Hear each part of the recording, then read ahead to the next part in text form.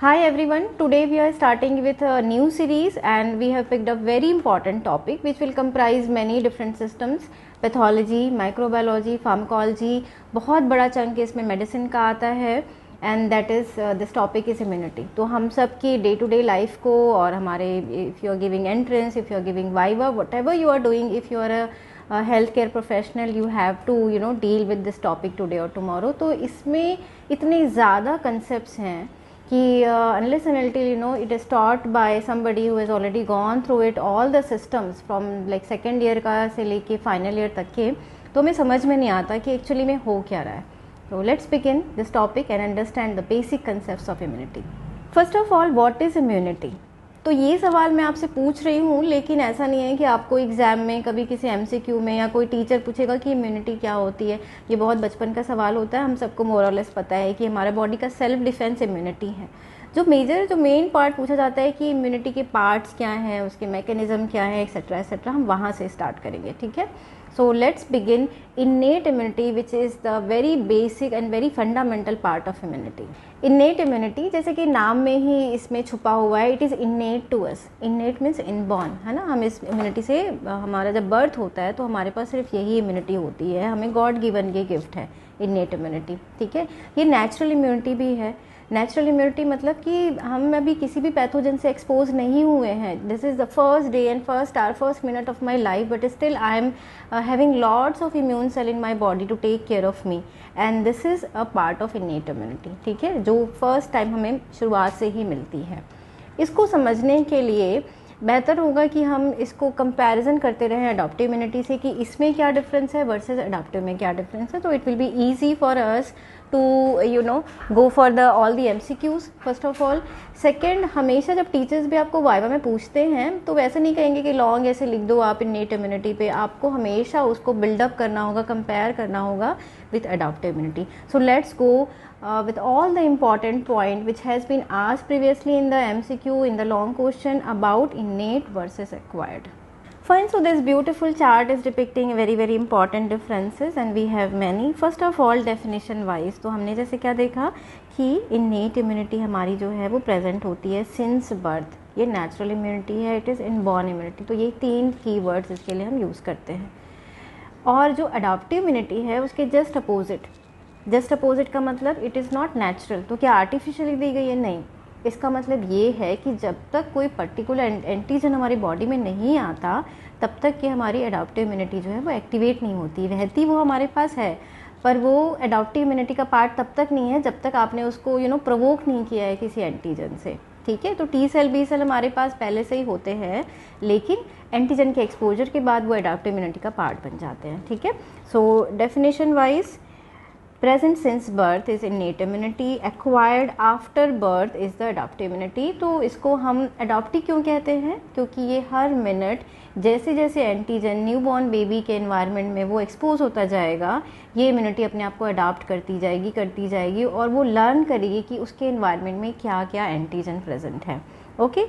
Mode of pathogen recognition, this is very important. What do we mean by mode of pathogen recognition? मतलब innate immunity और acquired immunity, इनको पहचानना पड़ता है कि कौन हमारे सेल्फ एंटीजन है या फिर हमारी बॉडी की नेचुरल सेल्स हैं वर्सेस कौन सी सेल बाहर से आई है, bacteria versus normal cell, virus versus normal cell, tumour versus normal cell, so antigen recognition, pathogen recognition, ये वर्ड आते हैं इम्यूनिटी में।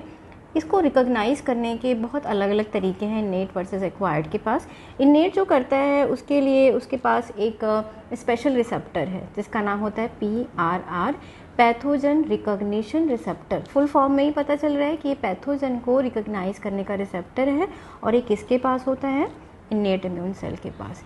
तो फिर अडॉप्टिव के पास क्या है? उसके पास बिल्कुल ही बहुत ही स्पेशलाइज्ड रिसेप्टर हैं, and they are TCR, BCR। TCR stands for T cell receptor, तो ऑब्वियसली ये टी सेल के पास होंगे, and BCR stands for B cell receptor, ये बी सेल के पास होते हैं। यहीं से आपको अंदाज़ा लग जा रहा होगा कि जो अडॉप्टिव इम्यूनिटी की जो सेल्स हैं वो टी सेल और बी सेल्स हैं। एंड PRR किन के पास होते हैं? All the innate immunity cells. हम आगे देखेंगे कि इन्नेट इम्यूनिटी की सेल्स कौन सी होती हैं, उन सब के पास PRR होंगे। रिकॉग्नाइज क्या करते हैं ये? तो हम चाहते क्या हैं कि हम सारे पैथोजन जो भी चीज़ें एक्सोजेनस हैं हम उसको रिकॉग्नाइज करें, अपने बॉडी से वार्ड ऑफ कर दें, ठीक है। तो all the broad microbial pattern can be recognise by the PRR। Very important word is broad, ठीक है, क्योंकि ये कोई भी स्पेसिफिक चीज़ को नहीं पहचान सकता, बहुत ब्रॉड पैटर्न्स को ये पहचानता है, ठीक है। जैसे कुछ स्मॉल स्टैंडर्ड RNA है, डबल स्टैंडर्ड DNA है, या ग्राम निगेटिव बैक्टीरिया में लिपोपॉलीसेकेराइड है, ग्राम पॉजिटिव बैक्टीरिया में कुछ पर्टिकुलर पैटर्न्स हैं जो ये रिकॉग्नाइज करता है। ऐसा नहीं कि बिल्कुल ये डिफ्रेंशिएट कर पाए साल्मोनेला की वन स्पीसीज वर्सेस साल्मोनेला की other species. No, it will can categorise gram positive versus gram negative to that extent only. What about the TCR, BCR? They are highly specific. Okay, they recognize a very small molecular structure of a pathogen known as antigen. So they have antigen specificity. उसी पे हमारा next point है कि antigen recognition कौन कर पाते हैं? Obviously नहीं कर पाते हैं हमारे इनेट इम्यूनिटी की सेल, बट एडाप्टिव इम्यूनिटी की कर सकती है. इसीलिए नेक्स्ट पॉइंट है स्पेसिफिसिटी. Specificity towards what?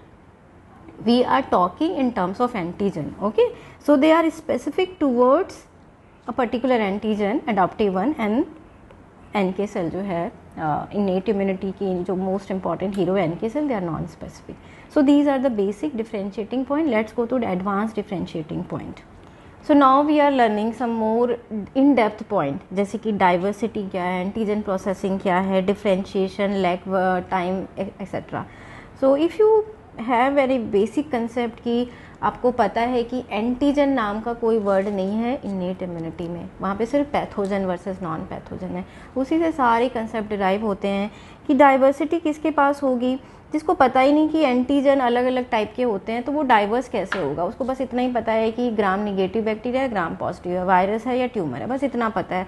तो कुल मिला के उसको पास हो सकता है कि they can recognise 100 types of pathogen, but T cell, B cell can recognise innumerable number. We can't count how many antigens they can recognize. So obviously diversity is a feature of adaptive immunity. Antigen processing, जब antigen हम recognise नहीं कर सकते तो उसकी processing क्यों करेंगे? Innate no, but yes acquired will do it, because acquired सिर्फ एंटीजन को देख पाता है तो पहले उसकी प्रोसेसिंग होगी. Differentiation, what do we mean by differentiation?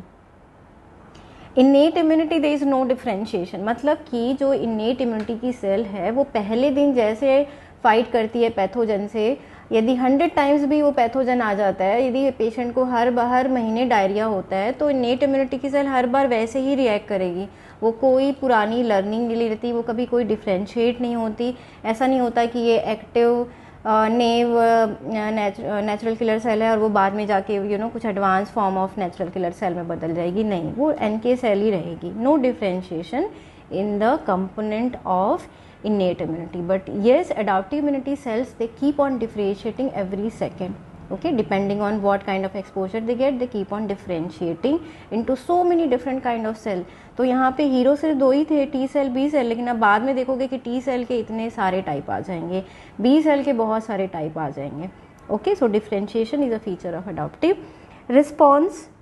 जिसको कुछ ट्रेनिंग की ज़रूरत नहीं है वो इमीडिएटली आके अटैक कर सकता है. तो immediate response is seen in the natural immunity, but T cell को बहुत एक लंबा टाइम लगेगा. पहले एंटीजन को प्रोसेस किया जाएगा, उसको प्रेजेंट किया जाएगा, फिर वो एक्टिवेट होगी, फिर वो डिफ्रेंशिएट होगी और फिर जाके वो अटैक करेगी. ठीक है, तो बड़ा स्पेशलाइज्ड सिस्टम है और उस स्पेशलाइज्ड सिस्टम को एक्शन में लाने के लिए वक्त लगेगा. So response time will definitely be more in case of adaptive immunity. Then lag phase का मतलब कि उस रिस्पॉन्स को आने में कितना वक्त लगा, राइट. तो जब वक्त ज़्यादा लगेगा तो लेग फेज प्रेजेंट होगा अडॉप्टिव में, और जो इमीडिएट रिएक्ट कर रहे थे उनको टाइम नहीं लगेगा. It will B absent in innate immunity. Last 3 points very important है. उसमें कंसेप्ट ऑफ वैक्सीनेशन है, इसलिए आपको बहुत ध्यान से सुनना चाहिए कि वैक्सीनेशन का कंसेप्ट क्या है, वो किस आर्म ऑफ इम्यूनिटी को एक्टिवेट करता है. ठीक है, तो memory and vaccination goes hand to hand. What is memory?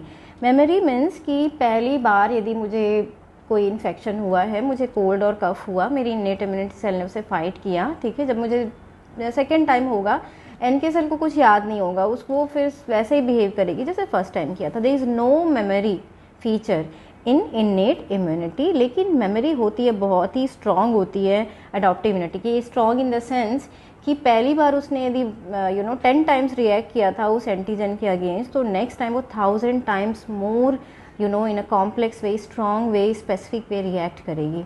तो मेमोरी इज़ अ फीचर। कैसे फीचर होता है इसका? इसमें एक स्पेशल सब ग्रुप ऑफ सेल बन जाते हैं जिनका काम होता है सिर्फ उस एंटीजन की याद को मेंटेन रखना बॉडी में कि yes this antigen has attacked my body and if it will come next time I am gonna give very robust, very strong and specific response. Okay, so memory is a feature of adaptive immunity. और इसी को ही scientist ने use किया। उन्होंने कहा कि अच्छा याद तो रहता है, तो हम क्या करते हैं कि पैथोजन का सिर्फ एंटीजन, ठीक है, पूरा पैथोजन नहीं, सिर्फ एंटीजन वाला पार्ट हम दे देते हैं पेशेंट की बॉडी को, रेसिपिएंट की बॉडी को। वो एंटीजन जो है वो आगे जाके मेमोरी सेल बनाएगा, एंटीबॉडी बनाएगा, और वो एंटीबॉडी तैयार रहेंगी कि जब रियल में पूरा का पूरा पैथोजन हमारी बॉडी में आएगा, ठीक है, हमने सिर्फ छोटा सा एंटीजन दिया था, अब रियल का पैथोजन हमारी बॉडी में आया है, and this antibody and memory cell will attack and will take care of the infection. It will not be manifested as infection.